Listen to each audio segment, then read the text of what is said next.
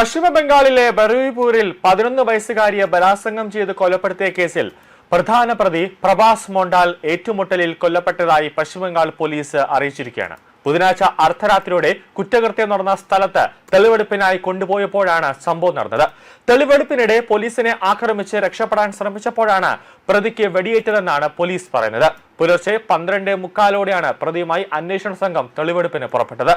പെൺകുട്ടിയുടെ മൃതദേഹം കണ്ടെത്തിയ സൂര്യപൂരിൽ കുറ്റകൃത്യം നടന്ന രീതി പുനരാവിഷ്കരിക്കാനാണ് പോലീസ് പ്രതിയോട് ആവശ്യപ്പെട്ടത്. അതിനാണ് പോലീസ് പ്രതിയെ കൊണ്ടുപോയത്. എന്നാൽ തെളിവെടുപ്പ് നടപടികൾ ആരംഭിക്കുന്നതിന് തൊട്ടു മുമ്പ് പ്രഭാസ് മോണ്ടാൽ അപ്രതീക്ഷിതമായി പോലീസിന്റെ പക്കൽ നിന്ന് തോക്ക് തട്ടിയെടുക്കാൻ ശ്രമിക്കുകയായിരുന്നുവെന്നാണ് പോലീസ് വൃത്തങ്ങൾ വ്യക്തമാക്കുന്നത്. തോക്ക് കൈക്കലാക്കിയ പ്രതി പോലീസിന് നേരെ ഒരു റൗണ്ട് വെടി ഉതിർത്തുകയും അവിടെ നിന്നും ഓടി രക്ഷപ്പെടാൻ ശ്രമിക്കുകയും ചെയ്തുവെന്ന് പോലീസ് പറയുന്നുണ്ട്. ഇതേ തുടർന്ന് സ്വന്തം പ്രതിരോധത്തിനായി തിരിച്ച് വെടിവെക്കുകയായിരുന്നുവെന്നാണ് പോലീസിന്റെ വാദം. പോലീസിന്റെ വെടിയേറ്റ് പ്രഭാസ് മോണ്ടാലിന് ഗുരുതരമായി പരിക്കേറ്റിരിക്കുകയാണ്. പ്രതിയെ ഉടൻ ആശുപത്രിയിൽ, അതായത് ബറൂയിപൂർ ആശുപത്രിയിൽ എത്തിച്ചെങ്കിലും ഡോക്ടർമാർ മരണം സ്ഥിരീകരിക്കുകയായിരുന്നു എന്നാണ് അധികൃതർ വ്യക്തമാക്കുന്നത്. പീഡനത്തിൽ സംസ്ഥാന സർക്കാരിനെതിരെ വ്യാപകമായ രീതിയിലുള്ള വിമർശനങ്ങളാണ് പശ്ചിമ ബംഗാളിൽ ഉയർന്നു വന്നത്. കൂടാതെ ആളുകൾ ഒരു നിരപരാധിയെ തള്ളിക്കൊല്ലുകയും ചെയ്തിട്ടുണ്ട് എന്നതും സംഭവത്തിന്റെ ഒരു ഗൗരവം ഉണ്ട്. കൂടാതെ നിലവിൽ പ്രദേശത്ത് ഒരു നിരോധനാജ്ഞ പുറപ്പെടുവിച്ചിട്ടുണ്ട്. കൂടാതെ SIT അന്വേഷണവും 6 ഉദ്യോഗസ്ഥരെ ഉൾപ്പെടുത്തിക്കൊണ്ട് ഒരു പ്രത്യേക അന്വേഷണ സംഘത്തെ രൂപീകരിച്ചിട്ടുണ്ട്.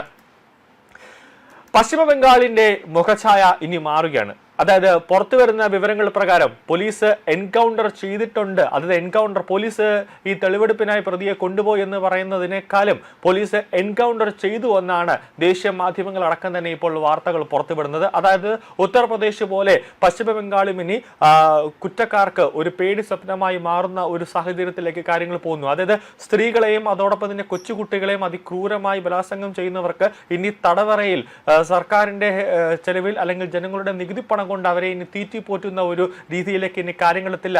അവരെ സ്പോട്ടിൽ തന്നെ അവരെ നെഞ്ചും കൂടെ തകർക്കുന്ന രീതിയിലേക്കുള്ള ഒരു നീക്കമായിരിക്കും പോലീസിന്റെ ഭാഗത്തു നിന്നും അല്ലെങ്കിൽ സർക്കാരിന്റെ ഭാഗത്തു നിന്നും ഉണ്ടാകാൻ പോകുക എന്നൊരു നീക്കമാണ് പശ്ചിമ ബംഗാളിൽ വരുന്നത്. അതായത് ഉത്തർപ്രദേശും പശ്ചിമ ബംഗാളും ശക്തമായ ഒരു നീക്കം എടുത്തിരിക്കുന്നു. സ്ത്രീകളെ ദേഹത്ത് തൊടുന്നവനും സ്ത്രീകളുടെ അനുമതിയില്ലാതെ സ്ത്രീകളുടെ ദേഹത്ത് കടന്നു പിടിച്ച് അവരെ ഉപദ്രവിക്കാൻ ശ്രമിക്കുന്നവന്റെ ശിക്ഷ എന്ന് പറയുന്നത് ജയിലിലായിരിക്കില്ല, ആ സ്പോട്ടിൽ അവനെ എൻകൗണ്ടർ ചെയ്തിരിക്കും.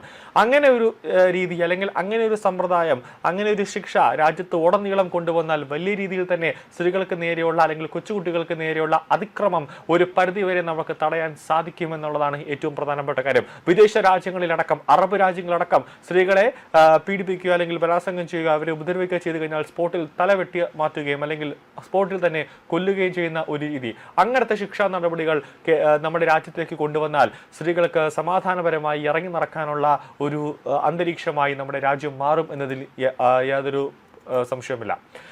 ഇതിൽ ഏറ്റവും പ്രധാനം, സ്ത്രീകളെ ഉപദ്രവിക്കുന്നവർക്കെതിരെ ജനവും ഇപ്പോൾ ശക്തമായി തന്നെ ഒരു നീക്കം തന്നെ നടത്തുകയാണ്. അങ്ങനെ അത് ഉത്തർപ്രദേശും അതോടൊപ്പം തന്നെ പശ്ചിമ ബംഗാൾ മോഡൽ എല്ലാ രാജ്യത്തും നടപ്പിലാക്കണമെന്ന് സമൂഹ മാധ്യമങ്ങളടക്കം ഇപ്പോൾ ചർച്ചകൾ ഇപ്പോൾ നടന്നുകൊണ്ടിരിക്കുകയാണ്. കാരണം ഇന്നത്തെ കാലത്ത് ഒരു വാർത്തകൾ വന്നു കഴിഞ്ഞാൽ അതിൽ ഏറ്റവും കൂടുതൽ ചർച്ചാ വിഷയമാവുന്ന ഒരു പ്ലാറ്റ്ഫോം എന്ന് പറയുന്നത് സോഷ്യൽ മീഡിയയാണ്. ഈ പ്രതികൾ ചെയ്തത് എങ്ങനെയെന്ന് വെച്ച് കഴിഞ്ഞാൽ ഏറ്റവും ക്രൂരമായ ഒരു കൃത്യമാണ് പെൺകുട്ടികളെ പ്രതി ചെയ്തത്. അതായത് പ്രതികളുടെ ഭാഗത്തു നിന്നും പെൺകുട്ടിയുടെ തല ഒരു ഭാരമേറിയ ആയുധം ഉപയോഗിച്ച് തകർക്കുന്ന ഒരു നിലയിലായിരുന്നു ഉണ്ടായിരുന്നത്. അതായത് പെൺകുട്ടിയുടെ തല ഫുള്ളും എന്തോ ഒരു കല്ലോ ഉൾപ്പെടെയുള്ള ഒരു ഭാരമേറിയ വസ്തു ഉപയോഗിച്ച് തകർത്തു.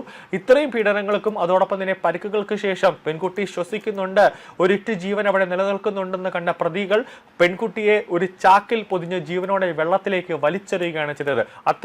അത്രയേറെ നീചമായ ഒരു പ്രവൃത്തി പ്രതികളുടെ ഭാഗത്തു നിന്നും ഉണ്ടായിരിക്കുന്നു. തുടർന്നാണ് പെൺകുട്ടി മരിച്ചത്. BJP സർക്കാർ പശ്ചിമ ബംഗാളിൽ ഇനി സ്ത്രീകൾക്ക് സമാധാനത്തോടു കൂടി ഇനി ഉറങ്ങാം എന്നുള്ളത് ഏറ്റവും പ്രധാനപ്പെട്ട കാര്യമാണ്. കാരണം മമത ഭരിച്ചിരുന്ന സമയത്ത് നമുക്കറിയാം, RG കർ മെഡിക്കൽ കോളേജിലടക്കം ഒരു ജൂനിയർ ഡോക്ടർ അതിക്രൂരമായി ബലാത്സംഗത്തിന് ഇരയായപ്പോൾ അവിടെ പശ്ചിമ ബംഗാൾ മമതാ ബാനർജി തൃണമൂൽ കോൺഗ്രസിലെ നേതാവാണ് അല്ലെങ്കിൽ ഒരു പ്രവർത്തകനാണ് അതിൽ പ്രതിയായി വന്നത്. ആ പ്രതിയെ സംരക്ഷിക്കുന്ന തരത്തിലേക്ക് ഒരു പ്രധാനപ്പെട്ട ഒരു സാഹചര്യത്തിലേക്ക് കാര്യങ്ങളെത്തി.